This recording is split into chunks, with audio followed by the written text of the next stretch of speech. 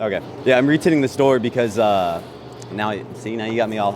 Okay. Well, so I'm retinting this door. I was finishing it up over there, and as I'm getting like the last corner, my tool caught the film and it ripped the corner. So I got to redo the driver's door again. That's the driver's front door. I mean, it happens, especially like so on these, the Tellurides or any car like the Lexus ES. There's older Lexus IS 250s. They have like a short base right here, and I'm trying to fit, you know, a large chunk of film in there behind this molding, because the interior molding is larger than the exterior molding. So it gives you like very little room for the film to actually grip the window. So it's real easy for like a tool or something to catch it until it's actually dry. So when it's wet, it's real delicate. So it happens sometimes. I try to do my best. Could be better. Always. Yeah.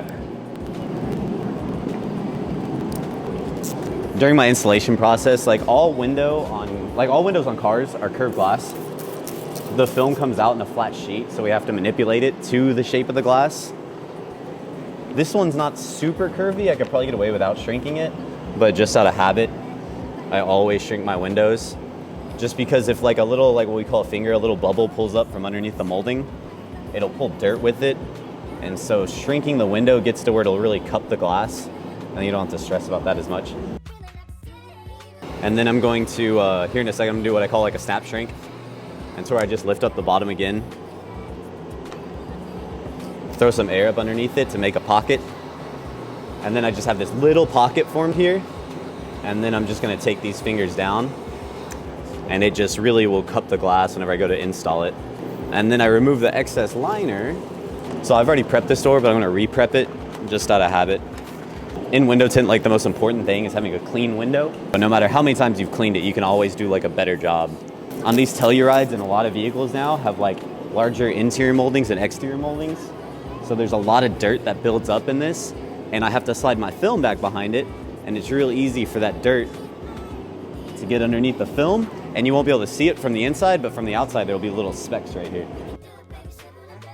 And on this window, I'm gonna be doing the bottom loading technique. I pulled out the bottom sweep, which allows me to just slide the film in a little bit easier. That one too. I just have both front doors left. Then you have a same day Joe said. Yeah, Joe was saying it's like a set of front doors on a Model Y. You'll see how many times I clean off the top edge.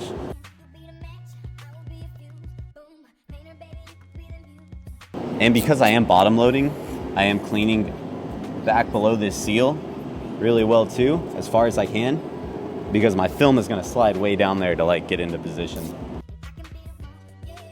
So now my window should be super clean. How many times I bladed it, cleaned it off. I'm gonna do one more thing that we call like my final. It's my final squeegee, and then the film gets applied.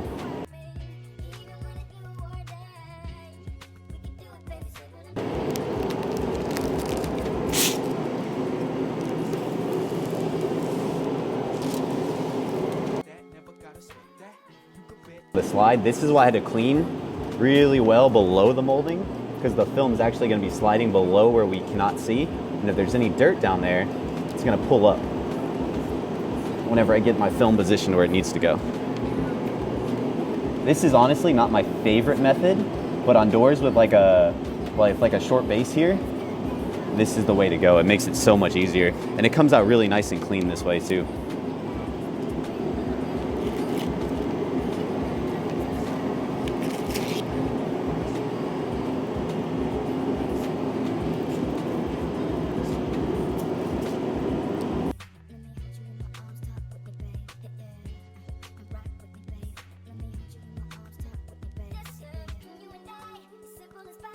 I can't roll the window all the way up, because if it does, it'll catch that edge and fold it back. And this is where I made my mistake on my last window. I was at this part right here, about to get this last little bit of water out, and my tool caught and ripped the film up. So hopefully that doesn't happen again. Now I gotta add heat to the exterior to act as a catalyst for the adhesive to start sticking. And my solution is just something to let the film actually slide and move into place where I want it to. But now I need it to start tacking so I can actually file the edge. Because if you try to file the edge when it's still a little wet, maybe some guys can do it better than me, but I can't. I need it dry, because if it's not, it's gonna try to pull off the glass. And if it pulls off the glass, I'm gonna get like a weird wavy file to it, and it's not gonna be the smooth, pretty clean one I want.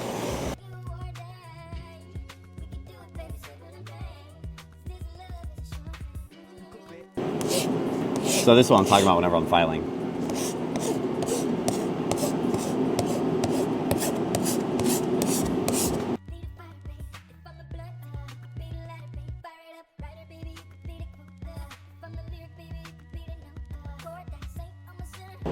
And then it does still pull up. I'll get little pockets of air that I'll try to pull off the glass, but I just come from behind and finish it with my hard card.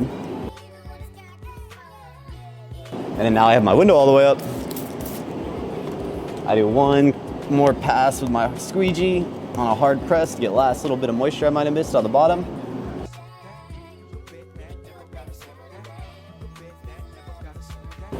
The heat acts as a catalyst to get that like adhesive to really start adhering.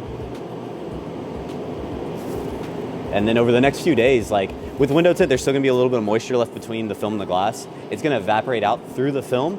The film is a little bit of a porous material, so it'll allow like small pockets of gas to escape through it. The best thing for it is let it sit out in the sun. The first couple days, it's gonna get a little bubbly and distorted, and after that, it all dries out. It's really easy to try to wanna push on it, but if you push on the bubbles, the adhesive is smearing around it, and it'll actually smear the adhesive and leave little white marks all through your tint. So that's one of the reasons why we tell everybody to keep your windows rolled up and let it dry out. And that's basically it, Alex. Anything you want to say to our viewers? I don't know. Anything you want to say to your family? To my family, I don't know. They're all right. I talked to them earlier today. They'll obviously. Yeah, they know I love them.